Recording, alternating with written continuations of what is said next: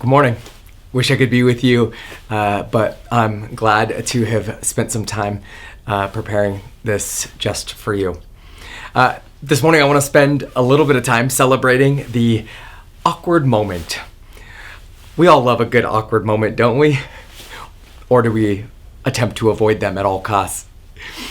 Whole TV shows have been built around awkward moments.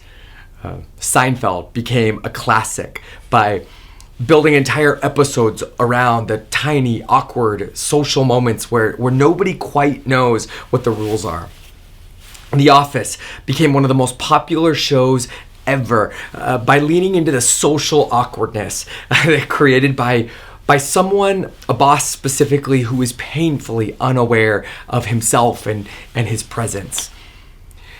We know these awkward moments, and most of us try to avoid them. We could this morning perform an entire social experiment based on how any one of us might respond to just the most basic of these awkward moments. Like when you see someone you recognize, that you know, in the cereal aisle of the grocery store. But it's not just anyone, right? It's someone that you haven't seen in a long time. So you're not quite sure if they will remember you, or maybe they will, but you're not sure if you want to do small talk and so the question exists: do you avoid eye contact at all costs? Do you turn around instantly and try to avoid that aisle and the aisle that this person is in? Do you try to make eye contact and see how they respond? Do you wave and say hi as aggressively as you can and make them interact with you? One of my favorites, I don't always do it, is to wait and see if the other person makes an effort to connect or say hi. And especially if they seem to be trying to sneak away, then I might say hi and make them do a little small talk with me. I know, I get it, I'm a lot. But it's always funny how quickly they suddenly recognize me, as if they had already noticed before trying to sneak away. But I want to press past the funny, awkward interactions for a moment, and I want to consider something a little bit heavier. Have you ever run into someone who has wronged you? Maybe you run into somebody that you have wronged. And I wonder what that was like. Can you remember a moment like this? Can you remember what you said? Right? Like, what would you say? Would you say anything? Do you bring up the wrong that was done, whether you did it or they did it? Or do you just pretend like nothing ever happened? Now imagine seeing someone for the very first time in 20 years. 20 years ago, this person completely ruined your life. And now here they are right in front of you. But they don't recognize you. What do you say? What do you do? Do you do anything? This is the story that confronts us this morning. It has been roughly 20 years since Joseph's brothers threw him into a pit. 20 years! Joseph has been through slavery, false accusations, prison, and 2 bonus years in prison of being completely forgotten by somebody who he had helped. He has gone further down than most of us could ever imagine. But then, overnight, in a single day, everything changes for him. Joseph is raised from prison to palace, and he becomes the second most powerful person in the entire world. And 7 more years have passed. Famine has come, the same famine that Joseph has predicted and prepared for. This famine is crushing the entire region and has been for a couple years.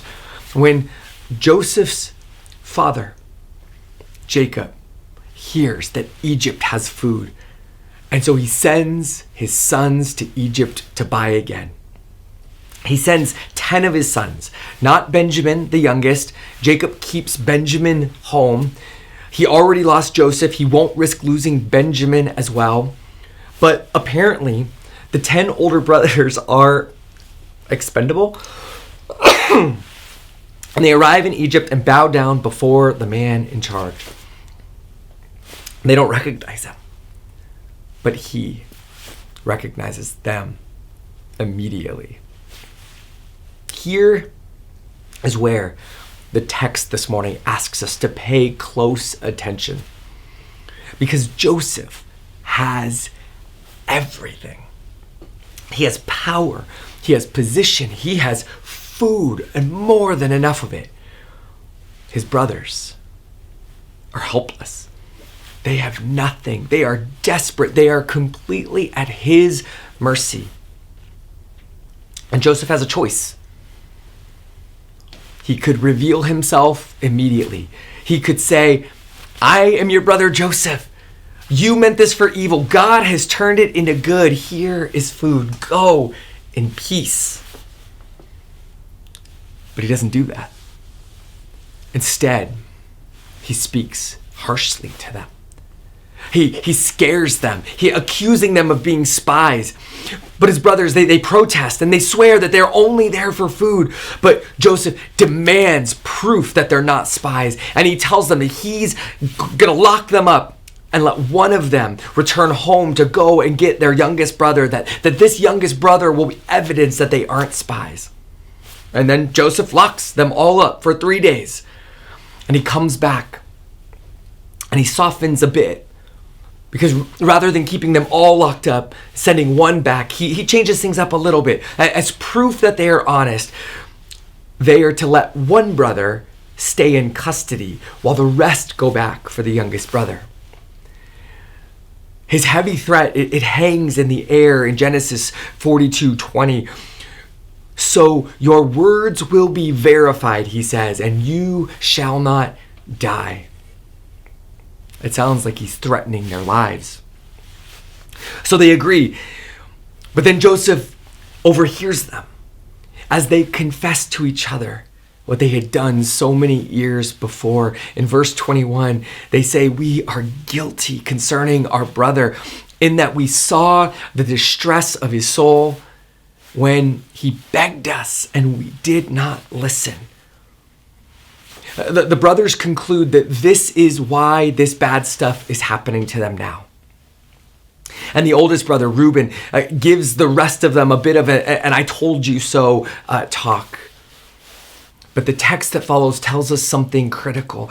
Joseph heard their entire conversation and understood it.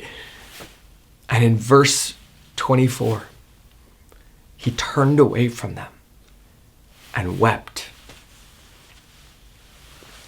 Joseph isn't a hardened monster. He's not cold and calculating.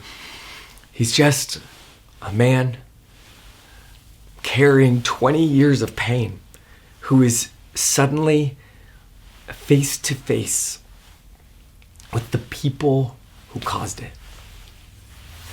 He hears his brothers confess their sin against him. They know what they've done is wrong. This is the moment where Joseph could reveal himself. I am Joseph, your brother. He could make things right. But instead, he turns back toward them. He takes his brother Simeon from them, binds him, and then messes with the rest of the brothers. He gives them food, and he secretly puts their money back in their sacks, which, if we're tempted to believe that the best about Joseph, the brothers immediately help us understand what's actually happening. They see the money in their bags and they are terrified. They know that if they are found with both the food and the money, they will be accused of having stolen it. And so they cry, what is this that God has done to us? Of course, God hasn't done this to them. Joseph has. But this question from them reminds us that the people in this story will often attribute to God things that God is not doing. And so we have to be careful that we don't trust the people in the story to tell us accurately what's going on.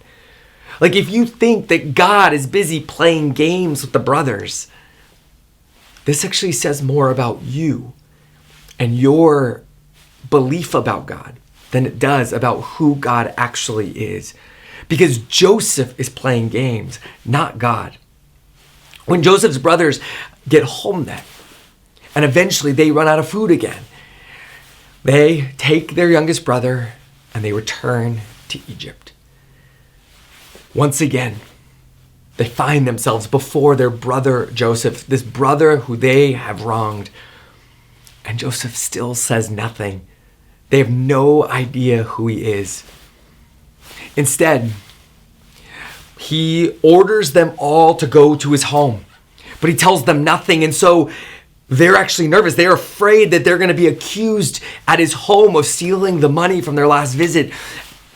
And then Joseph sees his brother Benjamin, his youngest brother. And again, he has to leave because he can't hide his emotions. We're actually told in verse 30 that his compassion grew warm for his brother and he sought a place to weep. But notice, his compassion is for only his brother, one brother. He then orchestrates this confusing meal where he has all the brothers ordered according to their birth order, and they're shocked by this. And like his father, before him, Joseph gives his younger brother 5 times as much food as he gives to the rest of them.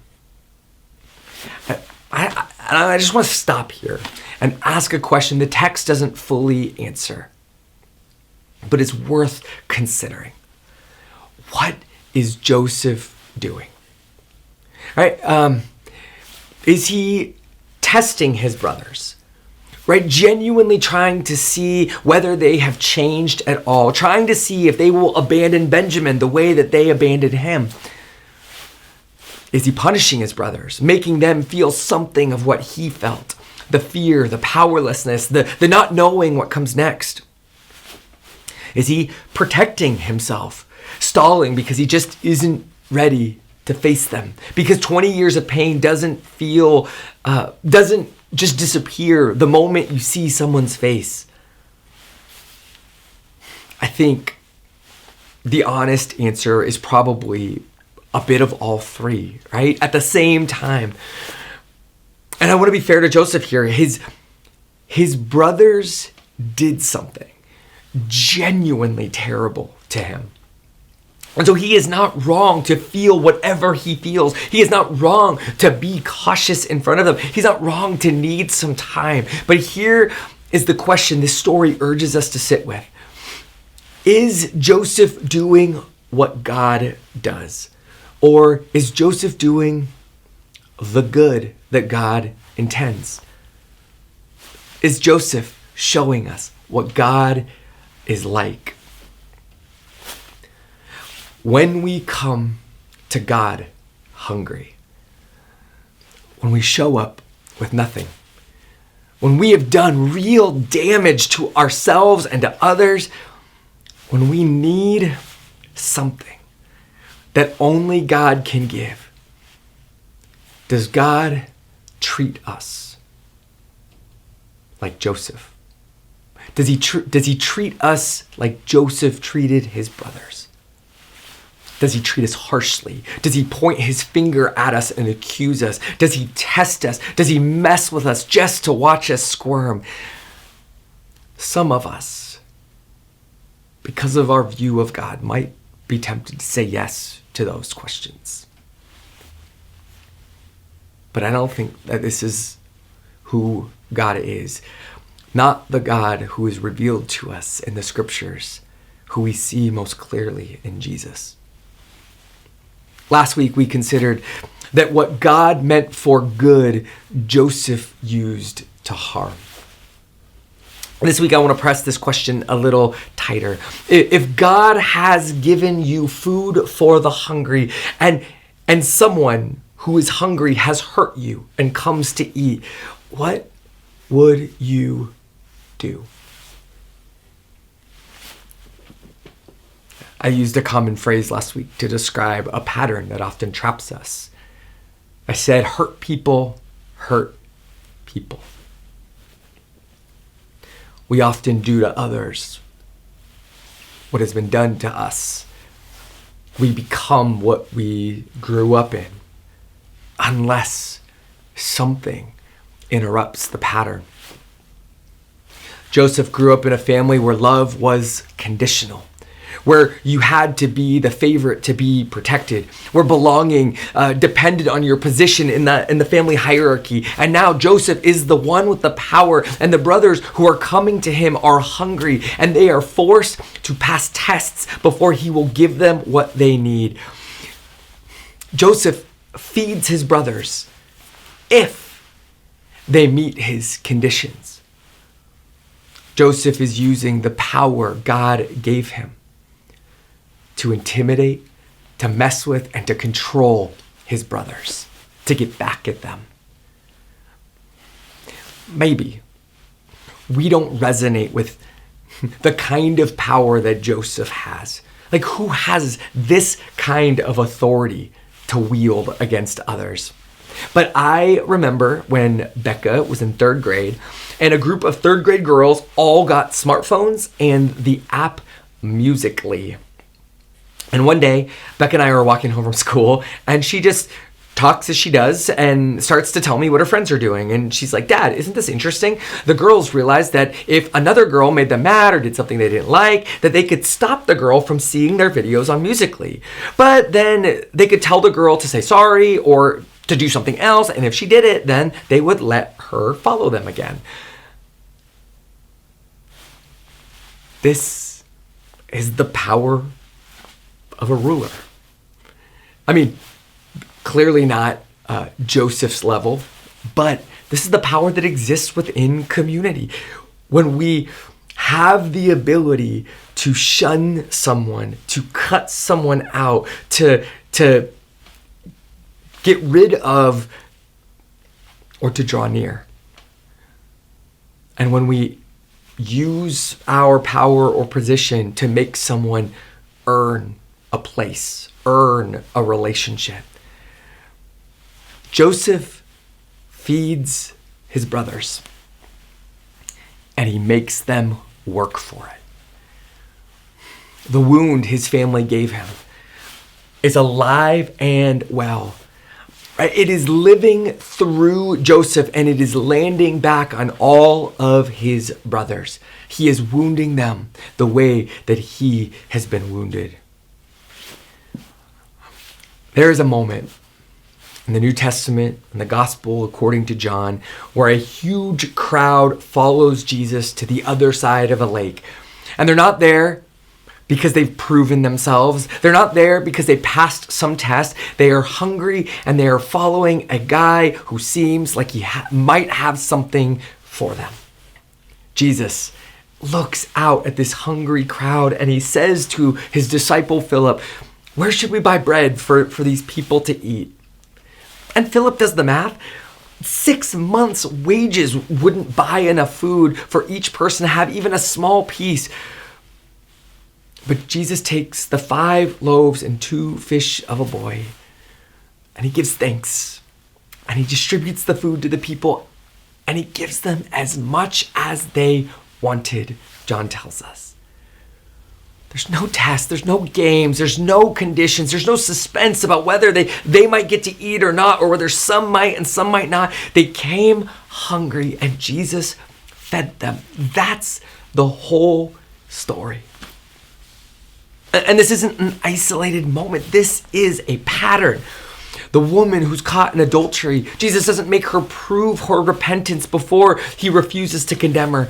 The prodigal son who comes running back to the father is embraced and kissed and welcomed home before he can do anything. Zacchaeus doesn't have to demonstrate that his heart has been changed before Jesus invites himself to dinner. Right? Jesus fed the hungry because they were hungry and he had food. He feeds the hungry not because they've earned it, He restores the broken before they've proven that they've changed. He moves toward the person in need even when that person caused the need. And all of these people who he feeds and restores and moves toward are people who have sinned against him and against God. This is the difference between Joseph and Jesus. Joseph feeds his brothers eventually, generously even, but he makes them wait. He makes them pay, not with money, but with anxiety and with stress and with fear. He makes them earn their way back into his presence. Jesus doesn't make us wait. Here's where I think this lands for us today. Few of us are administrating famine relief for the known world. Although a lot of us participate in a community breakfast that feeds our neighbors. But beyond food, most of us have someone in our lives who hurt us and needs something from us. A family member, a friend who betrayed you, someone who took something, someone who left, someone who showed up after a long absence and needs you to be generous, even though you haven't forgotten what they did. And this morning, our passage asks us, what are you going to do about the person in front of you? I'm not saying the pain isn't real. Joseph's pain was too real. And yours is too. Although most of us probably weren't left for dead or sold into slavery. But Jesus, who was crucified by us and for us, sets a different standard. As he hangs from the cross and he prays, "Forgive them, Father, for they know not what they do." Jesus doesn't just set this standard from a distance. He lives it. He feeds his enemies. He restores the people who failed him. He moves toward the hungry before they've proven they deserve to be fed, before they move toward him. And so in light of Jesus and what he has done, I invite you to ask one honest question. Is there someone waiting for bread from you? Okay, two honest questions. The second one, are you making them earn what you could simply or freely give? What would it look like to feed them the way Jesus feeds? Freely, immediately, and without making them wonder whether they're going to receive what they need. The way Jesus feeds us right now as we come together to his table where he feeds us with his very life. Grace and peace, friends.